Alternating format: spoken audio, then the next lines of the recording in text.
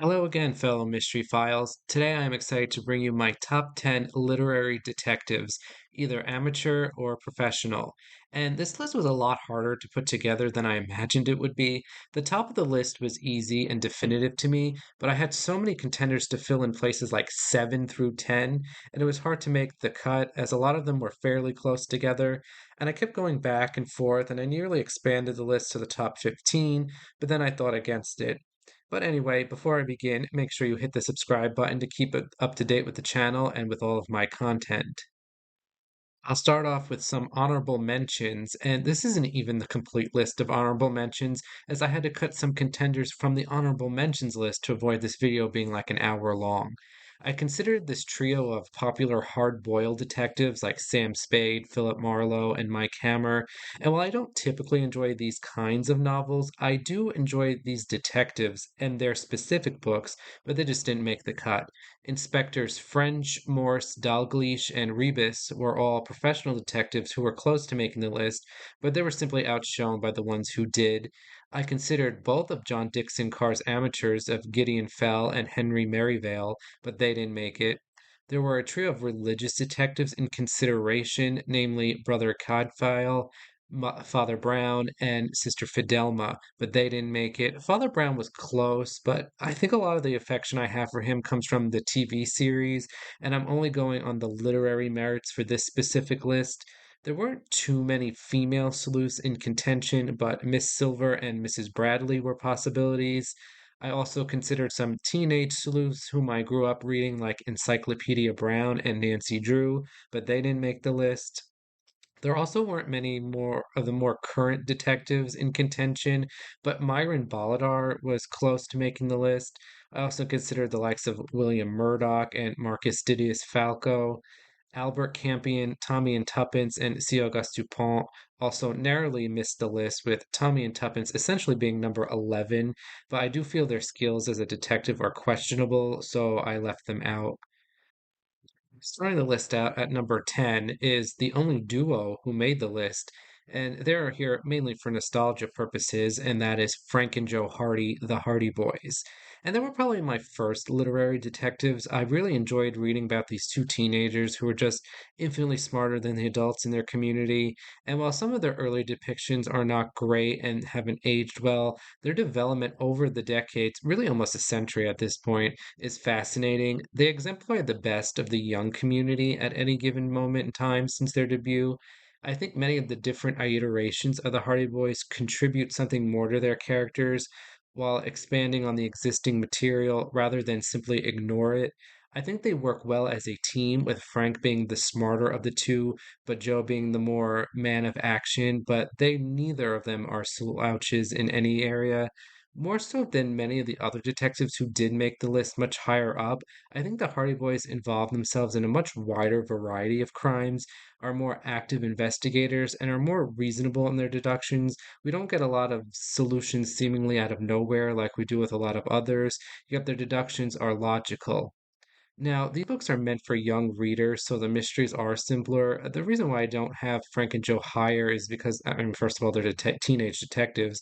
I didn't think they really deserved to be above the likes of some of the more famous detectives out there. And I just don't think they have as many layers to them as some of these other detectives who did make the list do. And to be quite honest, they only made the list because they were my introduction into the genre, and that's very special to me. But I do place the Hardy Boys here at number 10. Number 9 is a detective that I don't believe I've talked about on this channel yet, and that is Gervase Fen, created by Edmund Crispin. And what I love about Gervase Fen is his approach to crime, where he just has no inhibitions when it comes to murder. He openly talks about how much fun he's having and how he wants to come across like really complicated murders just for the fun of it. He's this very over the top personality, described often as flamboyant and carefree, but he also has this seriousness about him, especially when it comes to like the big reveal, and I enjoy that about him. I think he's generally thought of both in and out of the universe as this sort of jolly idiot, but there's much more to him. He's an amateur and makes no bones about it. I think sometimes it's easy to forget the amateur sleuths are amateurs given their connections to the police. However, Finn is really out there on his own for much of the time and not really into like the whole police thing a lot. I also love how ridiculous situations he finds himself in, and normally I would be bothered by these, but it's just so fitting for Gervase Fen. He's criminally underrated, in my opinion, and he comes in here at number 9. At number 8 is actually a very similar detective, and that is S.S. Van Dyne's Philo Vance. And Vance is also depicted in this sort of over-the-top, flamboyant manner. It's somewhat implied that he might be gay. I find Vance to be an interesting character as he seems to draw traits from many of the popular detectives of the day without coming across as like this Frankenstein monster-esque person. He's knowledgeable on a wide variety of topics, but in such a way that seems natural.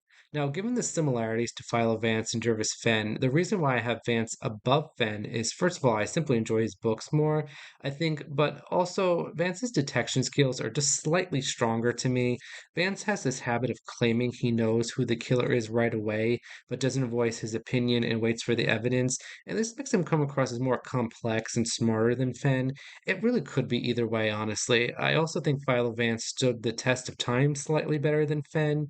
I think more people would say they've heard of Philo Vance than Gervase Fen, even though both are nowhere near as popular as they once were. At number 7, and this one was also tough, but I put Nero Wolfe, creation of Rex Stout. And I debated over Nero Wolfe because I think you could make the argument that Archie Goodwin is actually the hero of these stories, but Wolfe is officially the main character, and I think his style of detection is fairly unique, where he barely even leaves his house and prefers just to sit and deduce the information given to him by others. And while I found this style uninteresting on the occasions other detectives do this as like a one-off time thing, I think it fits Nero Wolfe much better. This is, I mean, quite frankly, because Nero Wolfe is lazy and would rather eat and read books all day, which, to be honest, I can relate to. I think more than any other literary detective, Nero Wolfe is the quintessential private eye without falling into like the hard boiled category like a Mike Hammer, who again was very close to making the list.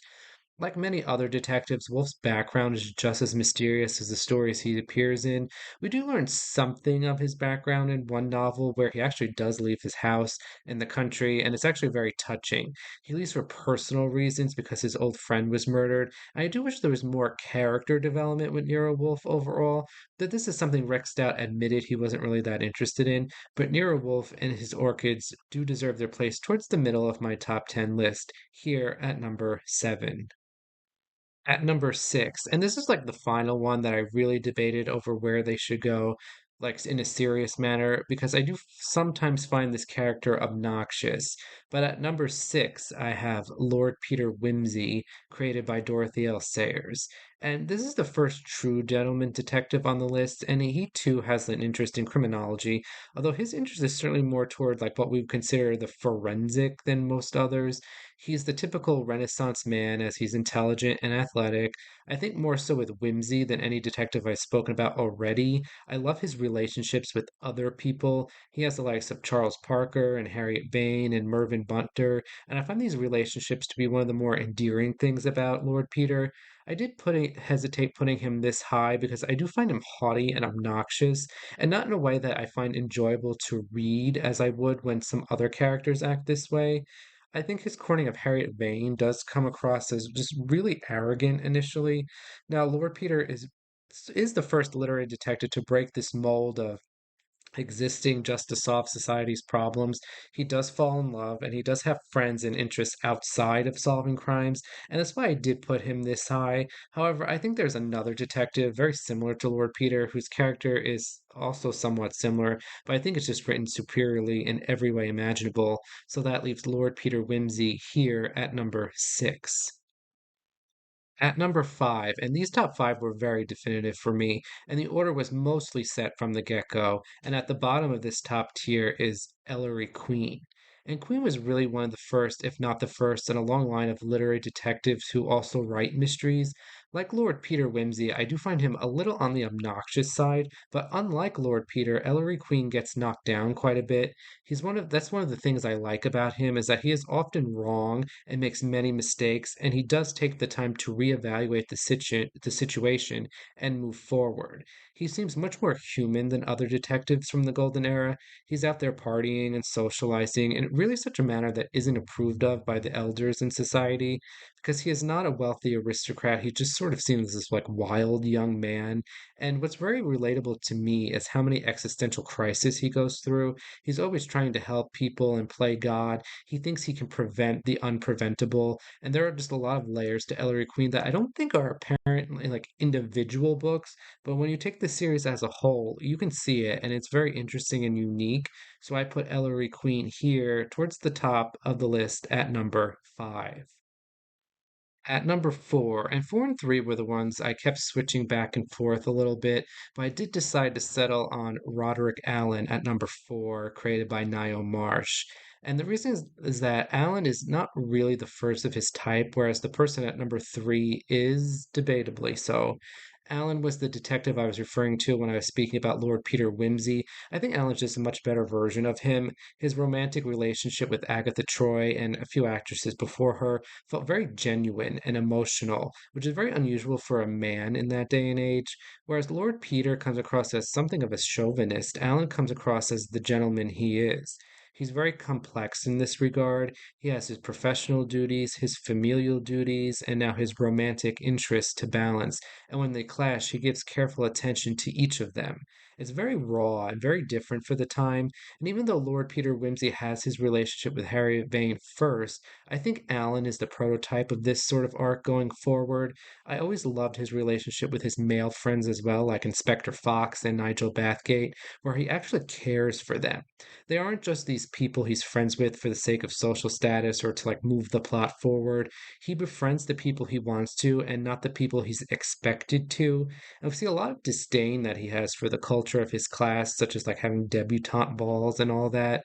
His skills of deduction seem very real, more so than any other detective on this list.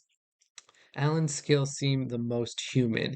He rarely, if ever, is like pulling tricks on the reader by seemingly knowing what happened before it's possible to do so. I think one small knock against him is that Alan does tend to be a little forgettable in the grand scheme of things. He doesn't have these like over the top personality traits or anything that truly makes him stand out amongst the rest of these sort of like professional inspector characters. But he is one of my favorites and comes in here at number 4. At number 3 is actually the only woman to make the list, and that is Miss Jane Marple, created by Agatha Christie. And I did decide to put Miss Marple above Roderick Allen because she is original, I mean, debatably original, and would go on to influence countless other elderly sleuths after her. There's so many imitations of her. Now, I know a small but vocal minority would actually say Miss Silver is the original, but let's be honest, she's not, and she's a pale imitation of Miss Marple. Miss Marple is probably the most understood literary detective. She's not simply this nice old woman who solves mysteries. She's a shrewd and discerning individual. She really understands the world and its people in a way that no other literary detective does. She uses her parallels to village life to pick out who is a potential murderer and who isn't. She is an expert at using what is expected of her to solve a crime.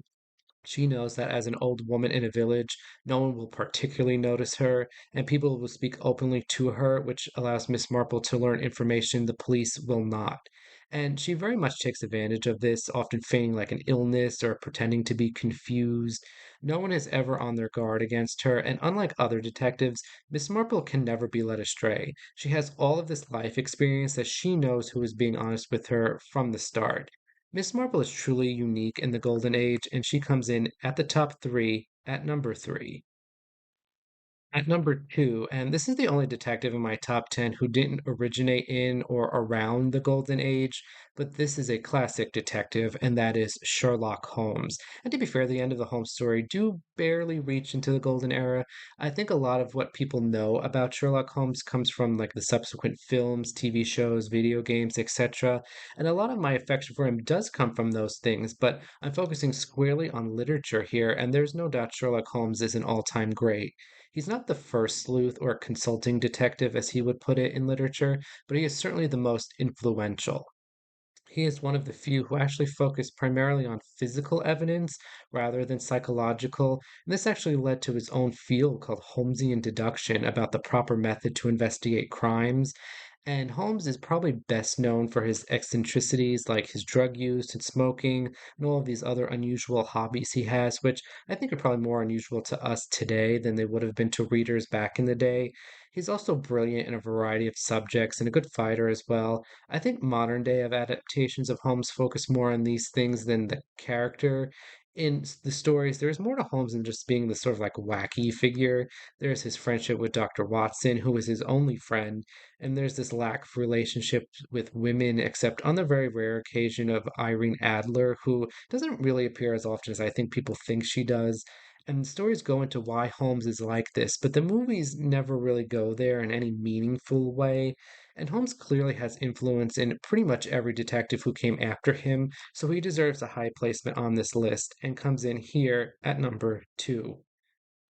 And now for number 1, in the top spot, my favorite literary detective is Agatha Christie's Hercule Poirot. And I find Poirot to exhibit the best traits of all of the previous detectives.